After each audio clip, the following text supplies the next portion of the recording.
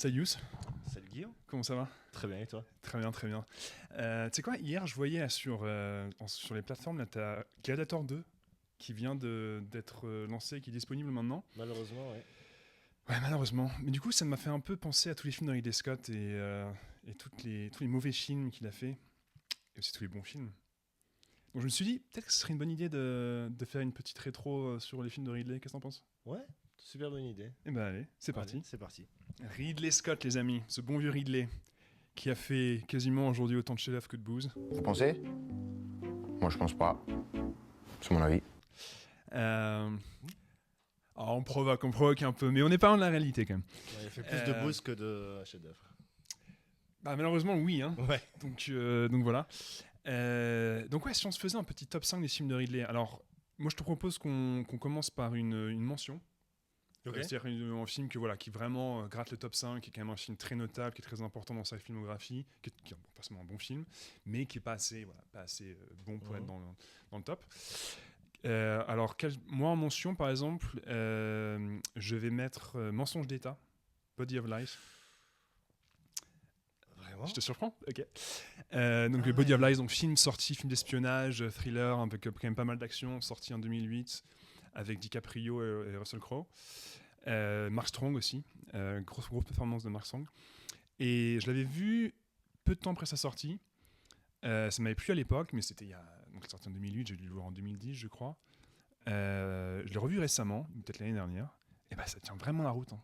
C'est un film rythmé, c'est un film assez complexe au niveau narratif. Ouais. C'est très bien joué. Je pense que c'était un peu l'époque où DiCaprio voulait un peu se faire son étiquette, enfin, un peu j'ai l'impression Ça crée une légitimité. Voilà, c'est ça. acteur. À Hollywood, pour être une vraie star, faut que tu fasses avec les films d'action, tu vois, des films grand spectacle et tout. Et avec Il était Ridley Scott. Il était un peu là-dedans, ouais. Et donc voilà, c'est un rôle assez physique pour lui, mais c'est un bon rôle. Russell Crowe qui en fait un peu. Non, il en fait pas des tonnes, c'est pareil. Il est plutôt bon, un peu mode The Nice Guys, tu vois. Ouais. Genre, il a pris du poids. Il est en mode opératif, exécutif opératif de la CIA, donc qui guide DiCaprio qui est sur le terrain dans ses actions. Et je trouve que c'est un très bon film. J'aime bien le message aussi, qui pose quand même des questions sur l'interventionnisme américain. Donc Ridley Scott avec un film avec un bon message, c'est pas si souvent au final. Donc, Ouais, Enfin, pas outre- vraiment outre- in your face, parce qu'il y a quand même, c'est l'un des premiers à avoir fait certaines choses, genre mettre une femme au centre de l'intrigue des films d'action, où c'est pas juste la C'est vrai. demoiselle à secourir, mais c'est vraiment la badass du film. Enfin, on a C'est vrai. fait quelques-uns comme ça. Mensonge d'État, pour moi, ça me fait penser aussi à Ennemi d'État avec Will Smith et Gene Hackman. il y a un peu de ça. Enfin, il y a eu toute une vague de films comme ça où en gros, au bout, la CIA c'est les méchants. Peut-être que c'est C'est vraiment moins parano nous les quand même. méchants, C'est moins etc. parano. C'est moins thriller parano. Ennemi Mais d'État, c'était plus. thriller ouais. grand spectacle. Voilà, c'est plus action. Ouais, mais enfin, C'est limite limite une mention, oui. J'aurais été super étonné que tu mettes ça dans ton top 5. Non, pas quand même. Mais ouais, pour une mention, ouais. Voilà, moi je trouve que ça se revoit C'est très vrai que bien. c'est un bon film. C'est un bon film, c'est rythmé, c'est pas con. Tu sais, c'est pas un film. C'est comme un film qui se passe au Moyen-Orient, film d'action, mainstream et tout, qui est pas débile en mode Michael Bay ou en mode, tu vois. C'est ce que j'allais dire, ouais. En mode la chute du Fonco Noir. Ouh, j'ai toussé là. Donc voilà, vraiment, Mensonge d'État, Body of Lies, ça se revoit très bien. C'est l'un de ses meilleurs pour moi. Ok, très bien, très bien. Ouais, ça s'entend. Et toi? Si je devais donner une mention à Ridley Scott, ce serait Les Duellistes. Un de ses tout premiers films. Ah oui, mais bien sûr que je n'ai pas vu. Période Mais- napoléonienne. Ouais. Euh, C'est bon, ça a un peu mal vieilli. C'est pour ça que j'ai hésité un peu. Mais en fait, ça donne un peu le ton parce que en fait, Ridley Scott, c'est soit très loin dans l'avenir, soit très loin dans le passé. Ouais. Il a fait très peu de films. Là, Body of Lies est un très bon exemple. C'est un de ses rares films vraiment contemporains parce que le reste Ouais. du temps, il est toujours parti soit très loin devant, soit très loin derrière. C'est vrai. Les Duellistes, c'était un de ses tout premiers films d'époque. Je crois même que c'est le premier. C'est pas son premier film d'ailleurs, tout court. En tant que réalisateur, ouais, crédité, je pense que c'est le premier. Je pense qu'il en a fait un avant, je suis pas sûr. Moi, je crois que c'était son. Ok. Mais là, pour le coup, ça donne déjà le ton. Il est très bon dans les films d'époque. Hein. La qualité des films diffère énormément de l'un à l'autre. Il arrive quand même à instiller ce que j'aime beaucoup chez ce réalisateur, en fait, c'est que il arrive à faire de l'intimiste avec du grandiose.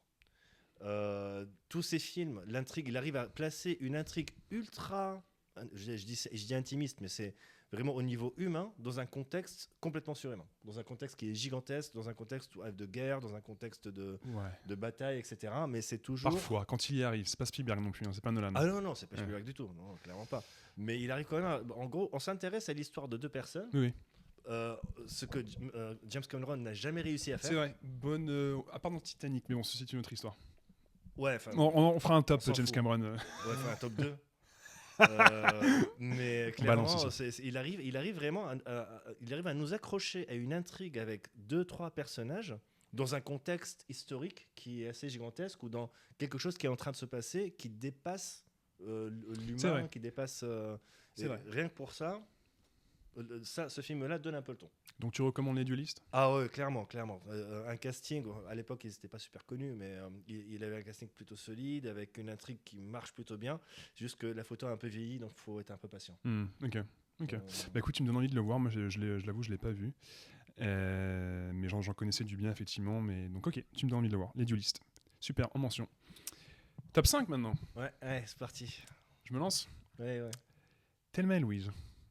En 5 Ouais. Thelma et Ça Louise. va un peu peur là. Ah ouais ? Parce que tu vas sortir après. Tu mets plus haut, toi ? Ok. Si Thelma Louise est 5. Ouais, Thelma et Louise, en fait, c'est un film qui, franchement, quand tu vois tout ce que tu viens de dire, je suis d'accord. Thelma et Louise, c'est un peu un film qui sort un peu du lot dans sa filmo. C'est pas un film.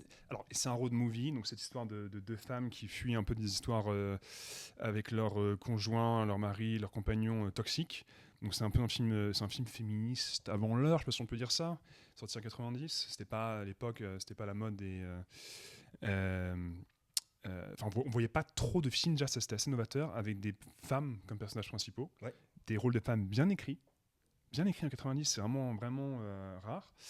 Et c'est un film, effectivement, c'est un road movie. Il y a 1 ou 2 scènes d'action. Ça se termine un peu avec une poursuite. Avec une scène mythique, d'ailleurs. Une scène mythique, effectivement. Fin mythique, qu'on va pas me spoiler ici. Donc voilà, donc c'est un film, voilà, c'est pas un film, je veux dire, bavard dans le sens plan fixe, dialogue interminable, etc. Il y a de l'action, c'est rythmé. Mais c'est quand même un film dont la motivation première est de montrer ces personnages de femmes qui se révoltent. Et qui vont tomber un peu dans une sorte de marginalisation, de devenir criminel en fait vis-à-vis de ça. Et c'est un film qui a bien vieilli, je l'ai revu récemment. C'est vrai. En même temps, il n'y a pas beaucoup d'effets spéciaux, l'histoire est un peu mais le ton, tu sais, le ton. Ouais, ça aurait pu vraiment vieillir. Du sujet, là pour le coup, on voit qu'il a cette dimension-là où on sent que Ridley Scott, il veut vraiment mettre en avant. Le côté, en fait, peu importe, ces deux femmes-là qui sont retrouvées un peu, qui sont victimes à la base, mais qui après, au lieu de faire les victimes, s'approprient le truc et vont dans un jusqu'au-boutisme qu'on n'a jamais vu dans le cinéma, dans un film porté par des femmes. Donc Susan Sarandon et Gina Davis dans les rôles principaux. L'un des tout premiers films de Brad Pitt aussi. Celui qui l'a révélé en fait. C'est le film qu'il a révélé avec California, avec Juliette Lewis, qui est sorti à peu près dans la même période.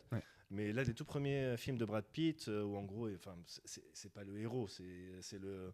C'est un personnage secondaire, c'est un peu un déclencheur dans l'histoire. Mais... Exactement, en gros, il joue pas un rôle prépondérant dans la trame, c'est juste qu'il est là et qu'il sert à la trame de ces deux personnages féminins qui sont juste incroyables. Et le film est d'une beauté et d'une poésie. C'est un beau film, ouais, absolument. Petite anecdote marrante, parce que je me renseignais, je crois, sur le film récemment. Et t'as une scène, je vais pas dire qui, mais t'as une scène d'amour en gros entre le Brad Pitt et l'un des deux personnages. Et bon, je veux dire, on s'en fout en fait, avec donc le personnage joué par Gina Davis. Et Ridley Scott, qui était un peu fasciné par sa trouvaille, disant putain, j'ai trouvé une star et tout là. En gros, la caméra se posait plus sur le corps de Brad Pitt pendant que sur les Gina Davis. C'était là genre, oh, c'est moi la femme ici, c'est quoi l'histoire? En même temps, ça parce que c'est en général, oui, c'est vrai. Ça rejoint aussi la logique, c'est que maintenant, c'est les personnages masculins qui vont devenir un peu les trophées. Et les personnages féminins qui sont plus leaders dans le truc. Donc il est allé jusqu'au bout, même dans ça. Ouais, c'est vrai. Mais ça, c'est marrant. Donc, c'est vrai que c'est assez étrange. Quand on regarde la scène, on se dit, mais c'est pas habituel. C'est ce qu'on a l'habitude de voir, surtout dans le cinéma des années 90. Où en gros, même si ça sert absolument pas au scénario, il fallait y avoir des scènes de nu. Donc la naissance du mythe Brad Pitt vu par Ridley Scott. Donc voilà, mon numéro 5. Très bien. Écoute, moi, mon numéro 5, c'est un film que tu as mentionné, que tu n'as pas l'air d'aimer, c'est Black Hawk Down. Oh putain. Il faut le replacer dans son contexte. Donc La Chute du Faucon Noir en français. Sorti en 2002. 2002, ouais. 2002. Je crois début 2002, un truc comme ça. 2002, Ouais. Je le mets dans mon top 5 Oh, parce putain. que pour un film d'action, juste pour le pitch, c'est super simple. C'est des soldats d'élite qui vont à Mogadiscio pour capturer 2 lieutenants d'une rébellion qui est en train de monter, etc. Qui se retrouvent complètement coincés. Et en gros, Michael Mann a fait une sorte de remake sans remake avec le film qui se passe à Tripoli qui est sorti il y a quelques années là. Où en gros, tu as les soldats qui sont coincés et. Michael Bay, tu veux dire. Michael Bay, oui. Putain, Michael Bay. Non, pardon. On n'est pas Ouais, si là, loin. c'est- On n'est pas si loin en fait, hein, Michael Mann, Michael Bay. Attention. On en reparlera une autre fois. Mais c'est un peu la même histoire. C'est en gros dans un cadre de conflit général où tout le monde se fait descendre les uns après les autres. En Suisse, il y a Josh Hartnett, il y a Tom Sizemore, il y a Ewan McGregor qui joue dedans aussi. Ouais, ouais. Et en gros, c'est l'histoire d'une bande de gars qui sont des soldats d'élite, mais qui en fin de compte veulent juste survivre. Et ils se retrouvent un peu dans un truc où il est inextricable, où ils ne savent même pas s'ils vont revoir leur famille, s'ils vont rentrer chez eux, etc. Et c'est là où on a cette dimension un peu plus intimiste dans un contexte de film à grand spectacle, parce que les scènes d'action restent quand même assez folles. Oui, non, mais l'action, Ridley Scott, c'est faire de l'action. Hein. Je veux dire, c'est coucou Nolan d'ailleurs, si tu regardes. Ouais, Euh, Prends des notes, je fais chez Ridley Scott. Ouais. Non, Ridley Scott, je me souviens effectivement, je l'ai vu au ciné, les scènes d'action incroyables. Ouais, quand ils sont pris un peu en tenaille là, Exactement. dans un immeuble, je sais Sans plus. flanquer dans un immeuble. Ouais. Et on a l'impression. C'est ça qui est bien, c'est que dans ces scènes d'action-là, on ne sait même pas s'ils vont survivre. Parce que c'est montré de façon à ce que tu te dis, il y en a un qui va clamser dans les 2 secondes, c'est sûr. Ouais. Alors moi, clairement, tu l'auras compris, je sais pas si t'as fini sur le pitch du film. La partie action, excellente, bien sûr. Enfin, c'était spectaculaire. Tu te laisses prendre, comment dire, au jeu, entre guillemets. C'est pas un jeu, c'est quand même un film de guerre à la base. Mais le message du film est insupportable, en fait. Oui. Le speech de Eric Bana à la fin, quand Ça, on il fait est genre, d'accord. faut bien y aller, les gars, parce que, tu sais, pourquoi, je sais plus c'est le personnage de Josh Hartnett qui lui demande pourquoi tu fais ça, pourquoi tu y retournes, parce qu'à la fin, donc, ils sortent du merdier. Enfin, je suis un peu en train de spoiler, mais bref. Certains s'en sortent du merdier, et puis tu as le personnage d'Eric Bana qui lui, va y retourner parce qu'il faut bien qu'il y en a qui y aillent, quoi, tu vois. Ouais, faut que quelqu'un fasse le sale boulot. C'est quand même très Hollywood. C'est très Hollywood. C'est très, très, très Hollywood. C'est un message un peu pourri. Le film est sorti en quelle année? Enfin, 2002, c'est pas 72, gars, c'est pas John Non, Wayne. non, Hein. c'est pas ce que je suis en train de te dire. C'est que le contexte 62, politique aux d'ailleurs. États-Unis à l'époque était complètement différent. Ils cherchaient Ouais. à enrôler des gens pour partir à la guerre en Afghanistan. Oui, Donc il n'empêche que. je suis d'accord. Enfin, je suis parfaitement d'accord sur le fait que la morale du film et le côté vraiment l'Amérique va C'est sauver Call le of monde. Duty. En fait, c'est ça. Black Ops Down, c'est Call of Duty. Donc, c'est cool pour l'action, mais en fait, faut laisser son cerveau au vestiaire. Exactement. Et pour moi, je ne mets même pas dans le top 10. Enfin, moi, c'est vraiment c'est l'un des films ou de ces films les plus surestimés pour moi. Bon casting, tout le monde fait le taf. Enfin, Josh Hartnett en star un peu d'action qu'il n'a pas fait très souvent. Il sortait de Pearl Harbor, je crois, juste. Ouais, c'était la période où il a fait des films d'action. Ouais, il a monté un peu comme ça. Ouais, et après, il a disparu. Donc ça rien à dire, mais l'histoire, le côté cowboy, en fait c'est très cowboy, c'est très western, un peu cowboy à l'ancienne, je te dis John Wayne que tu peux citer. Ouais. Et là pour moi j'aime pas, mais vas-y. Ok. Après, Ok. ce que j'apprécie dans ce film-là, c'est la réalisation qui est dingue. Parce qu'on voit que c'est Ridley Scott. Ouais, je ne veux pas parler de tic de réalisation, mais on voit sa patte. Qu'il a quand même. Hein. Il les a, oui. Mais là, pour le coup, c'est moins relou. On le vit plutôt bien. Ok. Alors, J'avais oublié mon numéro 4, donc du coup j'ai regardé. j'ai peur. J'ai très très peur. Bah, déjà, numéro 5, c'est bien, on a commencé un peu à débattre. Numéro 4, je mets Gladiator. En 4 Ouais. Je suis comme ça, moi. Moi, je mets Gladiator en 4. Ok. En même temps, on n'est pas très loin, ça va. J'ai hésité avec en numéro 3. Je mets en casque. Bon, alors, Gladiator, c'est un des films les plus connus au monde, qui a relancé le peplum en 2000, qui a lancé. Qui a lancé Peplum pendant 2 ans. Ouais, qui a lancé des bons. Peplum depuis. Il y a eu un bon peplum, c'est donc Gladiator. Voilà. Ensuite, il y a eu que de la merde pendant 10 ans. Après, ils ont sorti des séries télé, Rome, Spartacus, etc. Après, ça a quand même remis ce genre de film qui était vraiment désuet. Vraiment, ça sentait vraiment la naphtaline qui se faisait plus depuis, je sais pas, les années 70, depuis l'un des fracas à Cléopâtre, là, je sais plus quoi. Et donc, il a remis ça au goût du jour, qui a lancé Russell Crowe, qui était déjà un acteur connu, mais qui est vraiment, c'est devenu une star avec ce film. Et qui se regarde, comment dire, c'est le montage, la fluidité de l'histoire, les acteurs, tout ça, c'est du haut niveau, c'est du très très Ah haut oui, niveau. oui, oui. Les effets ont pas trop vieilli, à part certains plans. Mais franchement, même les effets du péplum en synthèse et tout, ça n'a pas trop vieilli. C'était vraiment l'époque, en fait, tu te rends compte, Hollywood faisait un peu gaffe à ce qu'ils faisaient au niveau effets spéciaux, tu vois. Exactement. Et donc voilà, ça reste Gladiator. Il n'y a pas grand chose à dire dessus, je pense que tu vas en parler peut-être plus tard. Ah, ouais. Pourquoi je le mets que là ? Parce qu'en fait, déjà, il y a un truc qui m'a toujours gêné avec ce film, c'est genre, on te demande un peu de pleurer pour le personnage quand même en général, tu sais. Alors certes, c'est un gars qui veut rentrer chez lui. Toute cette partie-là est très intéressante chez Maximus, donc le personnage joué par Russell Crowe, de façon excellente. Là, à le revoir récemment, il n'a pas volé son Oscar. Le gars, vraiment, il est habité par le rôle, il est très très bon. Mais quand même, t'as quand même un peu du mal. Enfin, j'aurais préféré une histoire d'esclave, tu vois, genre... Spartacus. Ouais, Spartacus, tu vois. Genre où le gars vraiment vient de tout en bas et s'élève. Ça aurait été cool. Ça aurait été classique, mais cool. Ouais. Là, déjà, faut avaler que le gars, c'est un général, qu'il retourne à Rome, personne ne s'en rend compte, tu sais. Ouais. Tu sais, genre, le mec, il est là devant tout le monde et personne ne se rend compte que c'est pas le mec qui nous a vaincu les Exactement. Germaniques là et tous les batailles. C'est pas lui là-bas. Là. Bah, après, vu la taille des champs de bataille, je pense que Ouais, mais tu vois, ça faut c'est quand même. suspension of disbelief. Voilà, faut aller loin. Faut accepter le truc où tu disais ouais, personne ne le reconnaît, donc maintenant il va commencer à remonter, quoi. Ouais, donc il y a un peu ça. Un truc que je pense qu'il a fait peut-être un peu débat, c'est la musique de Hans Zimmer. Oh putain, Ouais. insupportable. Ouais. Franchement, en fait, je nuance. Autant il y a des thèmes qui foutent les frissons, genre c'est le thème Now We Are Free, enfin je sais plus, Oui. tu sais, le ouh, enfin ça c'est très très beau. Mais les thèmes genre très pompiers en mode Pirates des Caraïbes là, d'ailleurs quand on compare les thèmes de Gladiator, les thèmes d'action avec le thème de Pirates des Caraïbes, quasiment le même. Ça vieillit de ouf. Ça a vraiment vieilli en fait. C'est vrai. C'est très pompier. C'est vrai. Voilà. Donc voilà, c'est top 4. C'est l'un de ses meilleurs films, mais c'est pas non plus le chef-d'œuvre absolu dont tout le monde parle pour moi. Je En tout l'ai cas. revu il y a pas très longtemps avant de voir le deuxième. Enfin, j'ai pas encore vu. Donc, Mais ouais, je suis d'accord avec toi. Mais c'est vrai que d'un point de vue réalisation, le film est juste incroyable. ça se regarde comme. Ça se regarde tout seul. Voilà, c'est ça. Tu te mets Même devant, si on est tu en dis, train je de mets zapper, une tu scène, tombes et au dessus. final, tu mets pas la scène, tu mets le film parce que t'es Exactement. emporté, quoi, c'est sûr. Ouais, parce que ça te prend par la main, ça t'emmène partout Ouais. avec toi. Alors, donc maintenant on passe au numéro 3.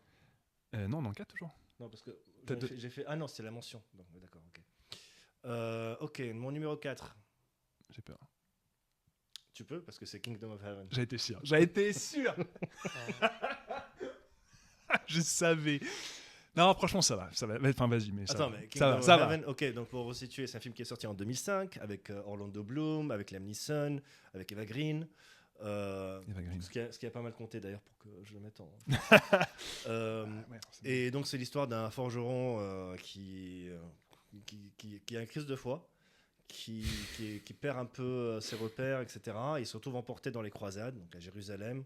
Crise de foi, pardon. Moi, j'étais. Enfin, pardon, vas-y, continue. Ouais, justement, c'était le but. Ah, C'est désolé, un jeu de mots. C'était un jeu de mots désolé. C'est complètement pour ça que je me mauvais. suis marié en fait. Mais vas-y, continue. Qui part à Jérusalem, qui se retrouve dans des situations pendant les croisades où c'est la guerre, où en gros il faut défendre sa foi, il faut aller au combat, etc. Il roule avec son père, joué par Liam Neeson, extraordinaire. Non, c'est le rôle de mentor qu'il a fait. Qu'elle a fait quasiment Beaucoup, mais bien, exclusivement dans les années 90-2000. Ouais, mais très bien. Ah, mais il est très, très bon. bon. non, ouais. Il est très très bon. Et donc on suit ça. En gros, c'est une sorte de voyage initiatique où il va retrouver sa foi, il va retrouver l'amour, il va croire en plein de choses, mais dans le cadre des croisades où il y a des scènes de bataille extraordinaires. La façon dont c'est filmé, là, on sent que c'est du Ridley Scott. Ça arrive après Gladiator, donc je crois que c'était son deuxième ou troisième film après Gladiator. 2005, donc peut-être. Ouais. Ouais, et honnêtement, je trouve que c'est l'un de ses derniers super bons films parce que ça prend en trip. C'est long, c'est plus de 3 heures. Donc là quand tu parles, parce que effectivement c'est un long film déjà à la base, mais il y a le truc assez connu du fait que la version cinéma est quand même inférieure à la version Director's Cut, Ouais. pour le coup, Exactement. qui est plus longue de je sais plus 30-40 minutes. Ouais, moi je parle de la version Director's Cut là pour Ok. le coup, un peu au ciné, parce que j'ai vu le Director's Cut en Blu-ray. Et c'est vrai que cette version-là, les 30-40 minutes, elles sont pas volées. Elles servent vraiment l'intrigue, ça permet de poser certains personnages secondaires qui dans la version sortie au ciné sont un peu ok, bah lui son trait de caractère c'est qu'il est gentil, lui son trait de caractère c'est qu'il est méchant. Et c'est tout, ça s'arrête là. Donc honnêtement, ça vaut largement le coup. C'est un film à voir. Ok, moi je t'avoue, j'y ai pensé, enfin, il est passé dans mon esprit quand j'ai fait le top 5. Et pour l'avoir revu récemment, notamment donc, du coup, en version Director's Cut pour la première fois. C'est vrai que ça amène beaucoup de bonnes scènes, ça étoffe la bonne partie du film. Le problème, c'est que j'ai un gros problème avec... Enfin, le problème, c'est que... Un gros problème. Pour moi, la fin, les dernières 30 minutes sont ridicules. Ça zappe un peu... La première partie du film, je sais pas, il dure 2h40, truc comme ça, Ouais. en version longue. En version longue, ouais. T'as au moins 1h30 de... Si ça continue à ce niveau-là, ça serait quasiment un chef-d'œuvre ou un excellent film. Tu vois, genre du niveau de Gladiator, du niveau de... Peut-être même mieux. Parce qu'il y a tout ce côté... tout le questionnement sur la foi, tout le questionnement sur est-ce que les croisés, est-ce qu'ils sont dans le bon, dans le juste, est-ce que leur croisade est juste, ouais. est-ce que voilà, quel est le sens un peu de ce qu'ils font. Donc il y a beaucoup de questionnements un peu comme ça qui sont très intéressants. Et vraiment, quand je l'ai revu, la première heure, j'étais là, ah ouais, mais en fait, j'avais oublié, c'est génial, tu vois. Mais après, ça se barre en Hollywood à la fin avec Orlando Bloom qui est ok, mais qui est pas non plus génial, tu vois. Je pense que c'est un rôle qui est un peu, c'est pas Russell Crowe, quoi, Orlando Bloom. Ah non, clairement pas. Le mec, il a pas la carrure de porter un film comme ça dans un rôle comme ça, parce que déjà, il était trop freluqué pour faire Forgeron. Oui, ça me dérange pas trop, mais ce qui me dérange plus, c'est que c'est son jeu, en fait, je sais pas, je crois qu'il est un peu 25 ans au niveau du Seigneur des Anneaux, il doit avoir une petite trentaine, un truc comme ça. Ouais. Il fait un peu trop jeune, effectivement, un peu freluqué, enfin un mec qui a peut-être pas assez de bouteilles.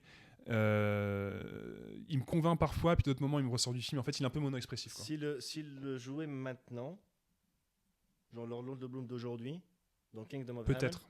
parce que là, j'ai revu un film, genre une série Z, l'un des derniers films d'Orlando Bloom qui est sorti l'année dernière, qui s'appelle Red Right Hand. Ah oui, ça me dit quelque chose, ouais. Et il joue juste un redneck en plein milieu de je sais plus quel état du sud. Ok. Et ça part un peu en film d'action. Et là, tu vois dans ses yeux que le mec, il a pris un peu d'âge, il a pris un peu de bouteille. Ouais. Donc là, je me suis dit, ce rôle-là, dans Kingdom of Heaven, avec sa nouvelle façon de s'exprimer, de regarder, etc. Le film a été fait 20 ans trop tôt, je crois. Ouais, peut-être. Ouais. Donc voilà, donc, pour moi, Kingdom of Heaven, pour donner une idée, de mon côté, c'est top 10. Okay. Mais vraiment, pour moi, il y a vraiment le dernier tiers.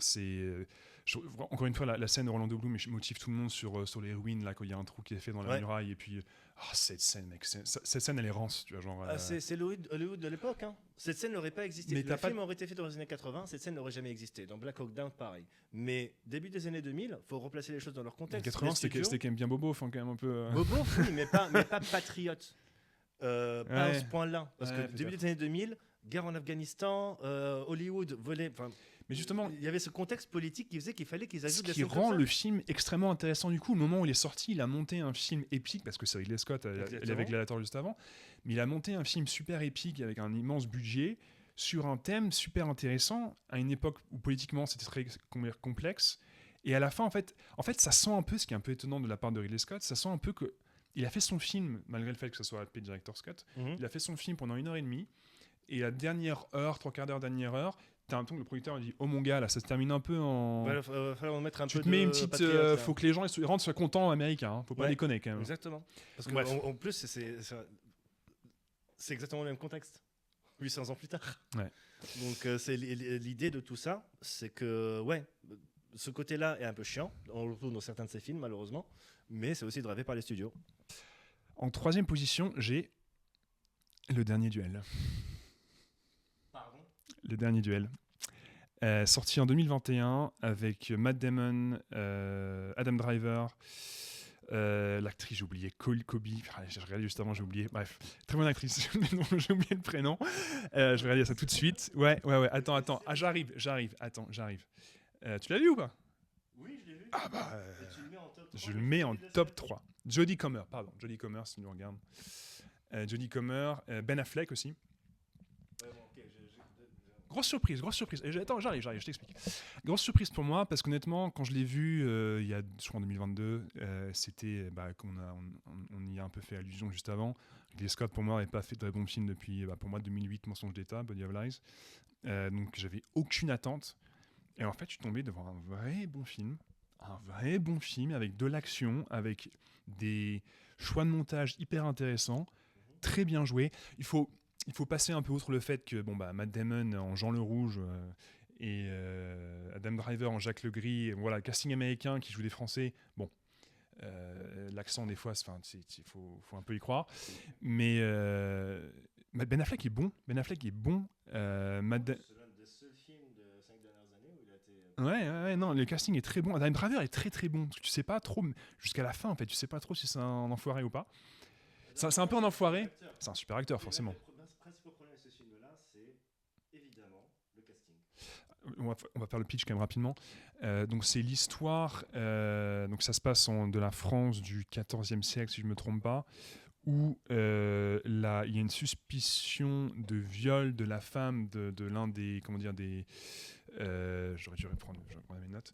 Donc le personnage joué par Matt Damon, qui s'appelle Jean de Carouge, pas Jean le Rouge, Jean de Carouge. Et en gros, il y a grosse suspicion accusation de viol sur la femme du personnage de Matt Damon, et qui va se terminer par un duel. Et donc à la fin, il y a une grosse scène d'action qui est incroyable. Peut-être la meilleure scène d'action, l'une des meilleures scènes d'action filmées par Ridley Scott. La scène du duel à la fin est incroyable. T'es sérieux ? Non, mais me dis pas que c'est la meilleure scène d'action. L'une des meilleures. Cette scène est géniale de brutalité, je crois qu'il n'y a pas de musique ou très peu. Les bruits des boucliers, là, des épées qui se fracassent, c'est brutal, c'est violent. Tu vois l'émotion des acteurs, c'est très très bien joué. Et ça arrive à la fin d'un film qui est quasiment un film de procès en fait dans la forme, oui, complètement. où par des jeux de montage, on a en fait la version racontée, ou pas fantasmée, mais la version de chacun des protagonistes vue de leur point de vue en fait. Et en fait, on te montre ça dans le montage. Et c'est à toi de choisir un peu de démêler le vrai du faux, et c'est super intéressant. Alors, si on était un peu critique, on pourrait dire que Matt Damon et Ben Affleck, qui ont écrit le film aussi d'ailleurs, se rachètent un peu une conduite après avoir taffé pour Weinstein pendant 20 ans. Voilà, donc il y a un peu ce côté-là. Donc voilà, je pense que ça a joué un peu dans leur décision et dans leur scénario, mais excellent scénario. Les mecs savent écrire quand même. Ah oui. Et non, vraiment, Ridley Scott qui sort ce film-là, la photo est incroyable. Moi j'ai été vraiment charmé, j'ai été surpris et charmé, et pour moi alors je provoque un tout petit peu dans le sens où je voulais quand même mettre un film moderne dans le top 3. Il est sorti en 2021, donc Ridley Scott sait encore faire des bons films. Oui. Il en est encore capable, il n'y a pas de problème. Mais voilà, entre ma place 3 et 4, Gladiator, ça, bon bref. Mais voilà, le dernier duel, je voulais mettre vraiment assez haut dans le top 5. Pas mal. En fait, tu m'as donné envie de le revoir, parce que je l'ai vu à sa sortie. Je trouvais que c'était un bon film de Ridley Scott, mais un top 3, non. Ok. Parce que moi, dans mon top 3, il y a Gladiator qui est en 3, évidemment. D'accord. On en a déjà parlé. Ouais. C'est parce que c'est un film qui est sorti un peu de nulle part, un peu en dehors de ce que Hollywood faisait, etc. C'était juste exceptionnel. Ouais. Alors, ton top 2. Là, je pense qu'on va être d'accord. Mais après, dans quel ordre ? Je sais pas. On fait top 2 direct ? Ok. Alors, numéro 2, Prometheus. Non, là, je te crois pas. Non, je te crois pas. Non, je déconne. Non, numéro 2, Alien. Ah, bah, c'est bon. Ok. Alien, Prometheus. Ouais, non, Alien. Bah, moi aussi, comme toi, je pense que j'ai eu vraiment un questionnement sur le top 2, parce qu'il a quand même fait... Il a fait 2 chefs-d'œuvre, Ridley Scott. Les 2 meilleurs films de science-fiction jamais réalisés. Ouais, vraiment hyper influent, hyper novateur, vraiment qui tiennent la route 40 ans après, c'est incroyable. Tu vois. C'est vrai, c'est fou. Et donc Alien, oui, pourquoi ? Parce que c'est l'un des meilleurs films de science-fiction jamais fait, c'est l'un des meilleurs films d'horreur jamais fait. C'est l'un des meilleurs huis clos jamais réalisés. C'est un des meilleurs huis clos jamais réalisés. C'est un film aussi un peu, alors avec j'allais dire son pote, parce qu'ils sont pas potes, hein, mais avec James Cameron dans la même saga, qui ont un peu lancé, ou en tout cas légitimé les personnages féminins et héroïnes d'action. Ouais, sauf qu'il l'a fait avant. Il l'a fait avant, bien sûr, tout à fait, 7 ans plus tôt. Bon, après, tu as eu Abyss de Cameron, où tu avais un personnage féminin qui était parmi les personnages principaux, mais pas le personnage central. Ouais. Mais là, vraiment, ce qui est super intéressant, vraiment, parce que Alien, tout a été dit, on n'a pas y passer des heures, c'est un film incroyable, qui tient encore la route aujourd'hui, je l'ai revu il y a 2-3 ans. Plastiquement incroyable, ambiance oppressante. Ce qui est génial, en fait, et c'est un truc que j'avais ressenti quand je l'ai vu petit, mais sans vraiment me le dire, c'est, en fait, quand tu commences le film, on te présente ce groupe de façon réaliste. Ils sont tous là, c'est travailleurs pour la compagnie, je sais pas comment ils s'appellent dans Alien. Et tu sens, c'est des ouvriers, des employés qui, avec leur IRA, quand il faut réparer une machine ou la maintenir dans les bas-fonds du vaisseau, ils veulent des congés. Enfin bref, c'est un peu ce côté. C'est un groupe de personnages réalistes avec les dynamiques de groupe, la hiérarchie, tout ça. Et en fait, quand tu commences le film, tu sais pas que c'est Sigourney Weaver le personnage principal. Et donc du coup, le film te dit pas, regarde, ce personnage-là va survivre. Il l'oriente pas. Il l'oriente Voilà. pas du tout. On suit le quotidien des gens qui sont au taf. Ouais. Et après, quoi, quand les choses commencent un peu à partir, tu as un héros qui émerge. Exactement. Et ça, c'est une notion qu'on a perdue aujourd'hui. Exactement. Aujourd'hui, tu sais que déjà, tu as tout le côté promo, c'est ça qui gâche un peu, mais je sais pas comment la promo était faite à l'époque, mais ce côté. L'affiche, déjà, il n'y avait pas Sigourney Weaver dessus. L'affiche, c'était pas une star à l'époque, l'affiche est Dans super la neutre. bande-annonce, on regarde la bande-annonce, on la voit quasiment pas en tant que. C'était une surprise ultra bien gardée. Ouais. Il a réussi un tour de force avec ça. Je pense que c'est ce qui a aidé aussi à ce que le film marche. Ouais, potentiellement. Donc vraiment, Alien, c'est un film incroyable qui traverse. Il y a peut-être un moment quand même où techniquement ça va un peu vieillir parce que le film a quand même 79, il a 45 21, il a 46 ans ce film. Il a 46 ans ce film. Donc voilà, il y a un moment où on va atteindre les limites et peut-être que dans 20 ans, je sais pas comment les générations futures retrouveront ce film, mais aujourd'hui, revoir Alien dans de bonnes conditions, c'est un plaisir. Pour commencer, si les générations présentes pouvaient juste regarder Alien au lieu de regarder Alien vs Predator. Oh là là, Prometheus. Oh mais qu'il est pisse froid, le boomer là. Non mais sérieux, tu regardes, parce que Ridley Scott, aujourd'hui on le connaît pour Prometheus, pour Romulus, pour toutes les suites qu'il y a eu. Enfin, Romulus, c'est pas lui, il a produit. Mais, Oui, qu'il a produit, mais ça vient de sa D'ailleurs, saga à lui. parlons un peu du fait que Ridley Scott, alors c'est un truc qui fait pas bien du tout, le dernier exemple en date, Gladiator 2, le mec chie sur ses, alors on dit legacy, sur sa, comment dire, son héritage filmique, on va dire, je sais pas comment dire autrement. Ouais, c'est ça. Alien, fallait laisser tranquille, fallait pas faire Prometheus. Je pense pas que t'es de côté Prometheus ou Covenant dans ton top 2. Hein. Non, absolument voilà. pas. Donc il fallait laisser Alien tranquille, Ridley Scott. De toute façon, j'ai mis Alien en 2 aussi, hein, donc il n'y a pas de problème. Ah super, tu l'as en 2 Je l'ai en 2. Oui. Monsieur. Clairement. T'as peut-être des bons en fait quand même finalement. Comment? Enfoiré. On taquine. Ouais, parce que clairement, c'est le deuxième meilleur film que Ridley Scott a réalisé, parce qu'en numéro 1, je pense que là on est d'accord. Blade Runner. Évidemment. Chef-d'œuvre intemporel. C'est un film que je regarde tous les ans et il me fait pleurer tous les ans. Ah ouais? Ouais. Blade Runner, il n'y a pas plus grand chose à dire sur Blade Runner, mais c'est un film qui. Comment mêler le spectacle et, tu l'as dit tout à l'heure, l'intimiste, tout en. Et je pense que c'est ce qui a participer à, au mythe du film, dans une intrigue qui en montre sans trop en montrer, qui laisse beaucoup. Alors, à préciser aussi que là, moi personnellement, je parle de la version Director's Cut. Ouais. J'ai jamais vu la version ciné theatrical. Ah, c'est qui est sorti. Voilà, parce que j'ai eu des extraits en fait avec la voix off de Ford qui s'en battait les couilles et j'ai fait non, ça va pas être possible. Pourtant, j'aime bien ce côté, alors, tout ce qui fait le charme du film après, aussi. Ça dépend. Si tu l'as vu, parce que moi j'ai commencé avec la version ciné d'abord. Donc pour moi, le film c'était ça et j'avais déjà trouvé ça extraordinaire. Mm-hmm. Ensuite, on voit la version Director's Cut et Roger Hauer, en fait, entre la version ciné et la version Director's Cut, il fait x1000.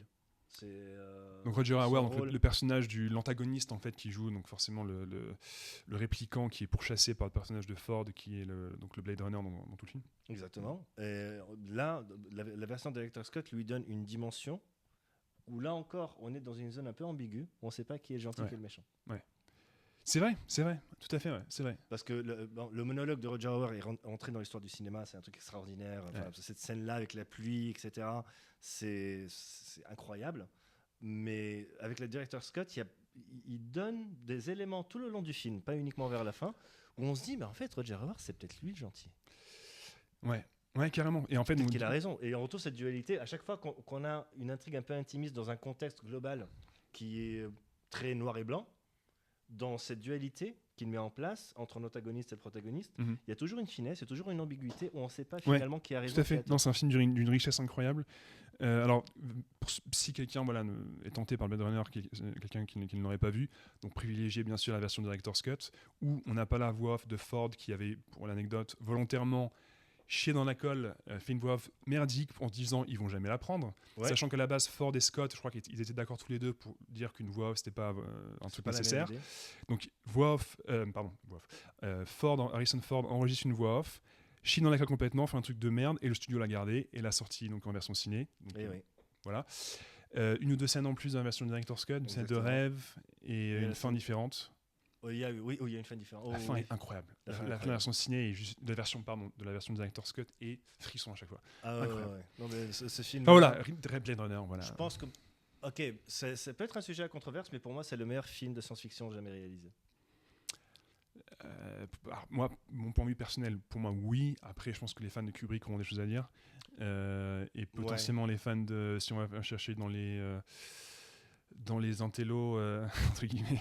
Tu vas parler de Solaris? Non. J'avais parlé de Stalker et de Solaris, Non, je suis pas mais d'accord. peut-être pas quand même. Bon, ok. Bah non, parce qu'il y a le côté esthète. En fait, Comment il la raison s'appelle pour laquelle je pense que Tarkovsky, c'est le meilleur voilà, film d'action Tarkovsky. jamais réalisé, c'est que c'est un tout entre l'intrigue, l'histoire, l'univers qu'il a créé. C'est tout tombe comme ça là. Exact. C'est du Tolkien au cinéma. Là, on a un beau top 5 des films de Ridley Scott à voir si jamais vous avez pas envie de voir Gladiator 2 comme nous. Non, évitez. Regardez Blade Runner. Peut-être que c'est un chef. On va quand même le voir Gladiator 2. Moi j'ai dit que je le verrai quand ça sera gratuit en streaming parce que je vais pas payer 15 balles pour ça. Clairement Aucune pas, envie de me faire avoir. Mais voilà, donc Ridley Scott quand même ça fait un peu bizarre de le dire, mais quand même un grand réalisateur qui a fait de grands films. Oui. Mais Ridley Scott, si jamais tu nous regardes et que tu parles français, à un moment faut arrêter. Arrête de faire des films maintenant. T'as ta carrière. Maintenant, voilà. Produit des suites comme Blade Runner 2049, un petit mot là-dessus quand même, qui pour moi, pour moi est une suite incroyable, qui sans arriver au niveau de l'original, on est très proche. Très loin de. Pas très loin du tout, non. C'est un peu comme Gladiator et Gladiator 2. Moi, je pense que Villeneuve. Ah non, t'es fou. Enfin bon, quand j'aurais vu Gladiator 2, je te donnerais mon impression, mais non. Blade Runner 2049, qui est un gros sujet de conversation avec certains potes aussi, que moi j'ai adoré. Bref. Voilà, Ridley Scott, un petit top 5. Ouais, super. Et un petit mot pour conclure. Merci à tous et à la prochaine fois. Ciao.